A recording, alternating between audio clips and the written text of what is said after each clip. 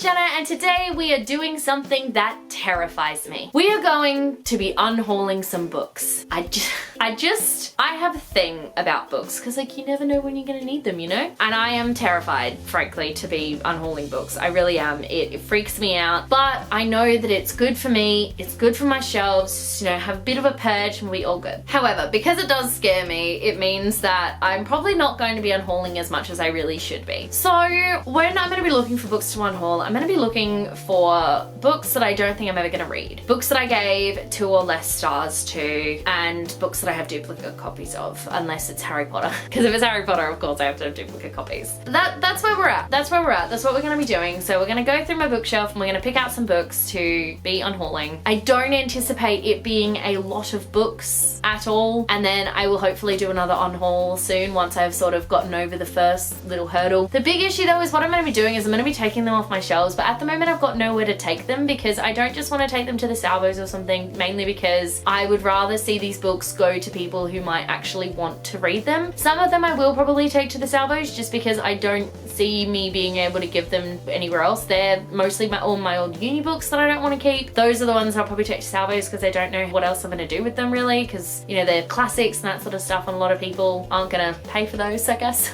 Apart from that, there's a lot of other books that I've got, like a lot of young adult and a lot of middle grade novels. If I'm getting rid of any of those, I still don't actually know yet, but some of those I'll probably, I would like to give them to actually, you know, kids in need, kids who want them, so I might wait till the end of the year, wrap them up, put them under a wishing tree to give to kids who wouldn't normally get presents, I don't know. But then also if I'm getting rid of any ARCs, I'm going to take them down. My local shopping centre now has a little library which I'm going to drop all the ARCs off at, mainly because, you know, you're not allowed to resell ARCs and I don't know of anyone who would want them, so I'm just going to take them to the little library and then people can find them and pick them up from there. So that's the plan. Let's get started on this unhaul, shall we?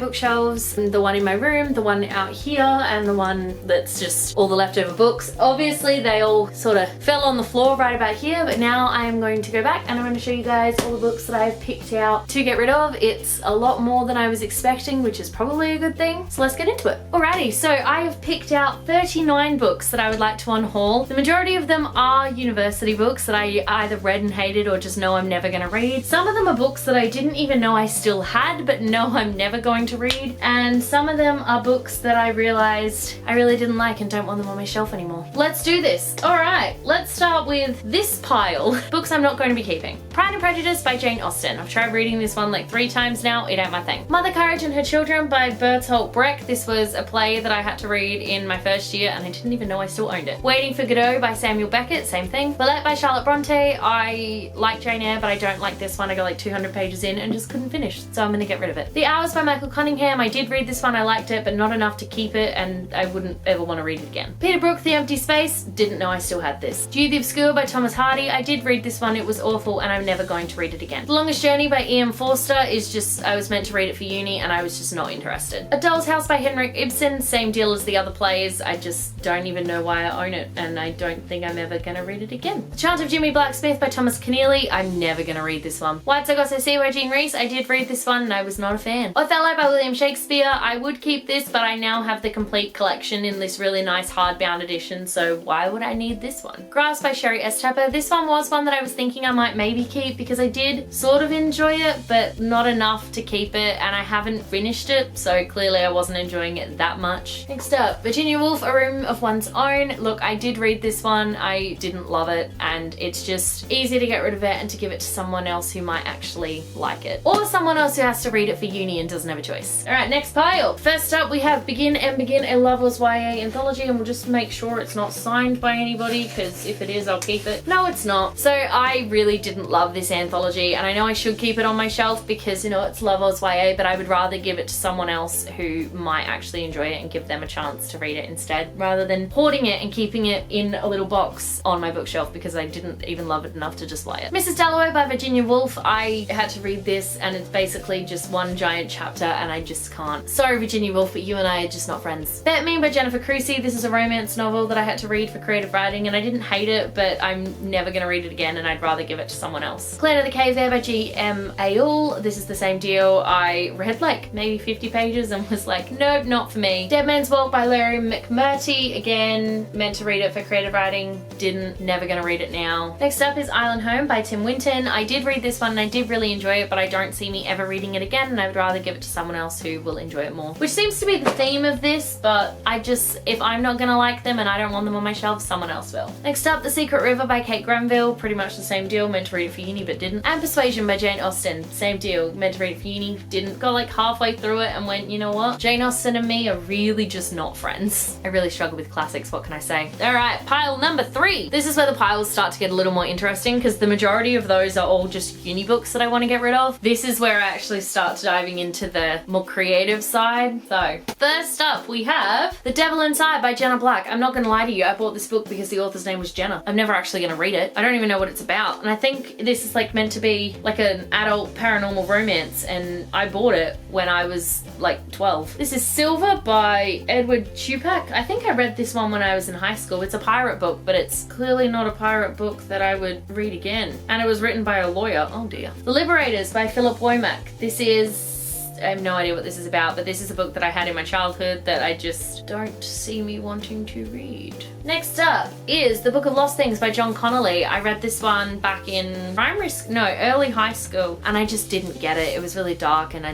didn't understand, and I don't plan on reading it now because I didn't have a great experience reading it the first time. It is a really pretty cover though, and it's a hardback, and I feel weird getting rid of hardbacks because they're so rare in Australia, but I just didn't enjoy this one enough. Okay, next up is Truly Devious by Maureen Johnson. I have the hardcover of this one now, so I no longer need the ARC, which is why I'm getting rid of it. I've then got a bunch of superproofs and, well yeah, superproofs from 2017 and 18 from Penguin and Data Book. I do not need these on my shelf at all, so I'm going to take them to the little library as well and let someone else have a read and see if they like any of the books that they find inside. And I've got Because You Love to Hate Me, the paperback, because I do have the hardback, I've got it up there, but I feel like I don't need the paperback as well, especially because I've already read it, so I'm gonna give this one away. I think Bloomsbury sent me this one after I'd already bought that one, so I kept them both for a little while, but I just don't need both of them. So now we're on the last pile, and this pile is like actual YA fiction that I think all of them are books that I read and didn't like, so it's weird to be saying goodbye to them. I'm glad I'm taking this leap. So first up we have Take 3 Girls by Kath Crowley, Simone Howell and Fiona Wood. This is actually a Loveless YA novel. I'm getting rid of it, which is really sad, but I just didn't love this one and I'm never gonna read it again, so I feel like I'll give it to someone else. I might even give this one to my cousin because she does like reading. Who knows? Then we have The Haters by Jesse Andrews. I did not like this one at all. I liked his first novel, but this one sucked. The One Memory of Flora Banks by Emily Barr. Again, I